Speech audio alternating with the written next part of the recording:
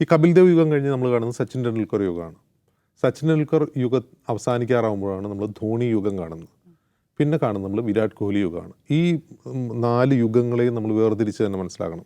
ഇത് ഇന്ത്യൻ ക്രിക്കറ്റിൻ്റെ ഒരു പ്രോഗ്രസ്സിൻ്റെ ഘട്ടമാണ്.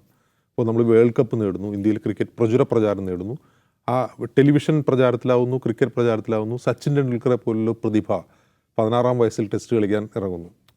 അത് ചെറിയൊരു കാര്യമല്ല.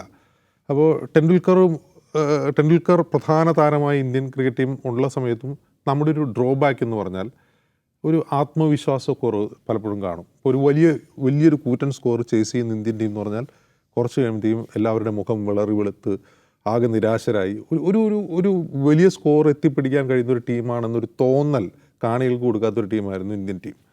അതിനൊരു മാറ്റം വരുന്നത് ധോണി ക്യാപ്റ്റനാകുമ്പോഴാണ്. അപ്പോൾ ധോണി വരുമ്പോൾ എന്ന് വെച്ചാൽ ധോണിയെക്കുറിച്ച് നമ്മൾ എപ്പോഴും എന്താ പറയുക, മിസ്റ്റർ കൂൾ ഇമേജാണ് അദ്ദേഹത്തിന്. എത്ര ടെൻസ്ഡ് ആയിട്ടുള്ള സിറ്റുവേഷനിലും വളരെ കാം ആൻഡ് ക്വയറ്റായിട്ട് ആ സിറ്റുവേഷൻ നേരിടുകയും ഡിസിഷൻ എടുക്കുകയും ചെയ്യും. അങ്ങനെ ഡിസിഷൻ എടുക്കുന്ന ഒരാളാണ് ധോണി. അതായത് ഞാൻ അത് ക്രിക്കറ്റിൻ്റെ പാഷൻ വിട്ടതിന് ശേഷം ഒരു കളിയാണ് 2020 വേൾഡ് കപ്പാണ് 2007.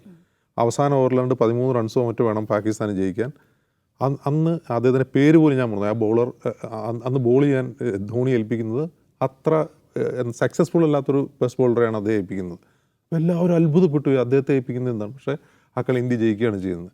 അങ്ങനെ എടുക്കുന്ന തീരുമാനത്തിൽ വളരെ ഉറച്ച് തീരുമാനമെടുക്കുന്ന ധോണി അങ്ങനെ ഒരു കൂളായിട്ടുള്ള ആളായിരുന്നു. പക്ഷേ കോഹ്ലി യുഗം എന്തുകൊണ്ട് പ്രത്യേകത, ഒന്ന് BCCI കോഹ്ലി ടെസ്റ്റ് ക്രിക്കറ്റിൽ നിന്ന് വിരമിക്കുമ്പോൾ BCCI ഇറക്കിയ കുറിപ്പിൽ പറയുന്നൊരു കാര്യം വിൽ കണ്ടിന്യൂ ഹിസ് ലെഗസി എന്നാണ്. അതായത് എന്താണ് കോഹ്ലിയുടെ ലെഗസി എന്നാണ് നമ്മൾ നോക്കേണ്ടത്. നമ്മൾ ശ്രദ്ധിക്കേണ്ട കാര്യം, കോഹ്ലി ക്രിക്കറ്റിലേക്ക് വന്നതിന് ശേഷം അദ്ദേഹം ക്യാപ്റ്റനായതിനു ശേഷം ഇന്ത്യൻ ടീമിലുണ്ടായ ഒരു മാറ്റം, ആ മാറ്റത്തിൻ്റെ സ്റ്റാറ്റിസ്റ്റിക്സ് ആണ് പറയുന്നത്. ഏറ്റവും കൂടുതൽ ടെസ്റ്റ് ക്രിക്കറ്റ് വിജയിപ്പിച്ച ക്യാപ്റ്റൻ, ടെസ്റ്റ് ക്രിക്കറ്റിൽ 9,000-അപ്പുറം റൺസ് നേടിയിട്ടുള്ള ഒരു ബാറ്റർ. അപ്പോൾ ഈ ലെഗസി തുടരുമെന്നാണ് പറയുന്നത്. എന്തുകൊണ്ടാണ് ഈ ടെസ്റ്റ് ക്രിക്കറ്റിൽ ഇത്രയധികം വിജയം ഇന്ത്യക്ക് നേടാനായതെന്ന് ചോദിച്ചാൽ അതിൻ്റെ ഏറ്റവും പ്രധാനപ്പെട്ട കാര്യം ഫിറ്റ്നസ്സാണ്. നമുക്കറിയാം കോഹ്ലി ഒരു ഫിറ്റ്നസ് ഫ്രീക്കാണ്.